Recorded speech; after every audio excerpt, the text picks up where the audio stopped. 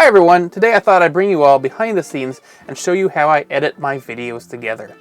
And we've got Adobe Premiere all loaded up on my ultra widescreen monitor.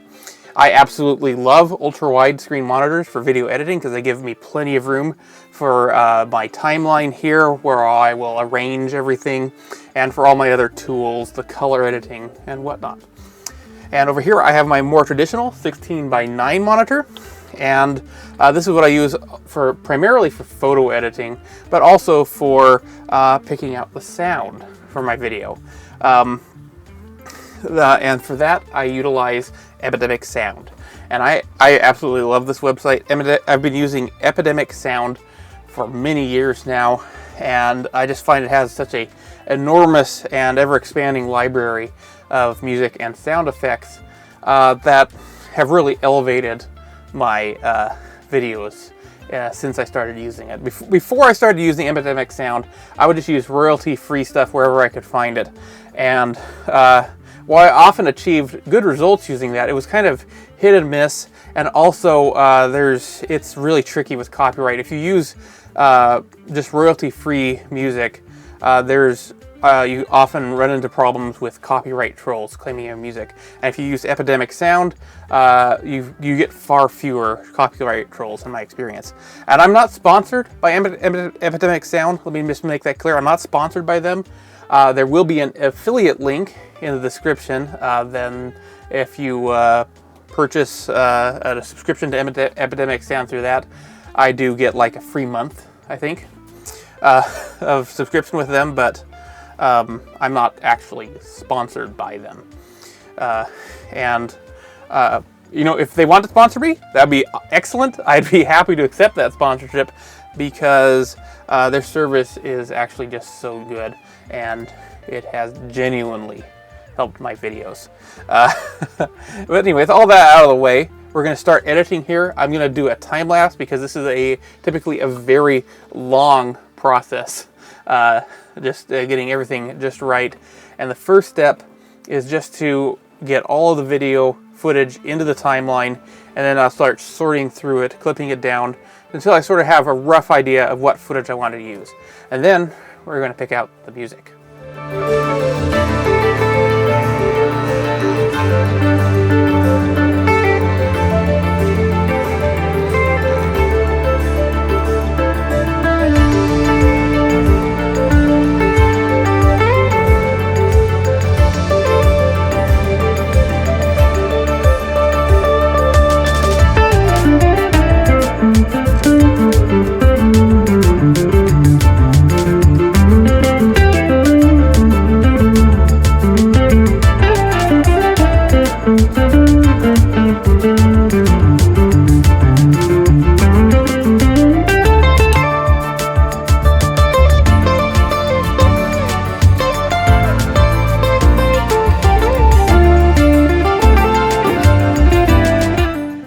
So now I've got kind of a rough cut done of my video here, and everything's where I want it. It's like about, I want to say 50% of the way finished. And now the next step is to add the music, the soundtrack that will really tie it together. And so for this, we're going to go on to here and see what we can find. So I'm looking for something I think a little bit mysterious since it's underwater. So we are going to go to Moods, and we will pick Mysterious. Okay, that's a good starting point. And I'm looking for a piece of music that's about 2.5 minutes long. So the first thing I'll do is go in and put the duration. It can be a little bit shorter than that. It'd probably be better for a little bit shorter than that, actually, for this one. So we'll go into, we'll say, 211 to 230, or a little bit over 230. That'll give us a nice range, I think. Just to make sure here. 218. That's like the minimum. So. Oh well, we'll just go with this for now. I have particular taste here, so let's see. Dramatic classical, let's see. I'm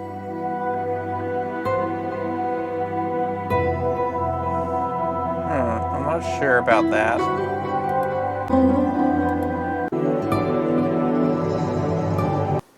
Okay, so I'm just going to really quick see how this works here. I think we may have just stumbled on the right one right off the bat here.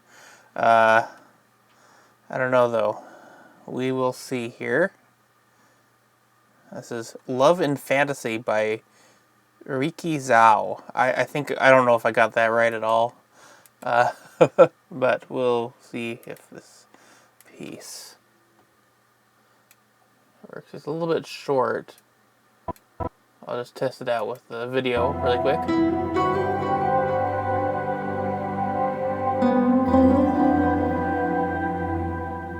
Okay, I'm not quite sure if I like that, so we are going to move on here, and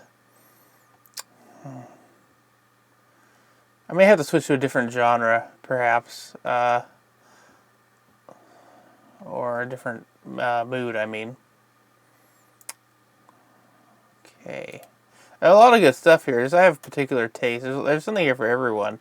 And you can always filter it, but I'm really just skimming through, looking for what I need.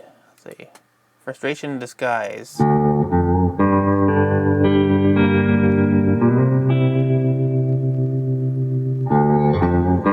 That's interesting. Let's see how that does.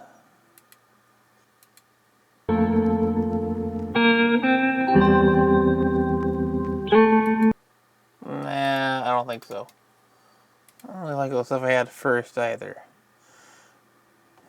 This is always something of an adventure, really. Yeah, trying to find exactly something that fits the tone of the video, and there's just a lot of stuff to go through, so it's a fun little journey. Let me see here. Suspense might have something good. We'll see about that.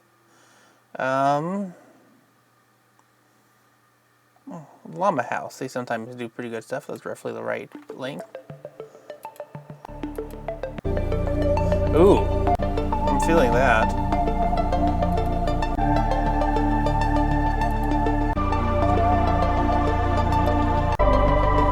It might not have enough variation though. I think this one needs a little bit more, something a little bit more lively that has a little bit more variation.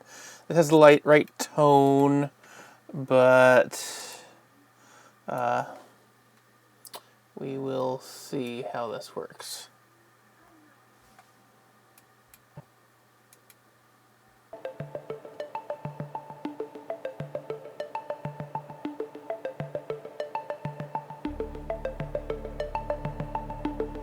Oh, I think we might have it here, guys. I think this might be it. Oh, yeah.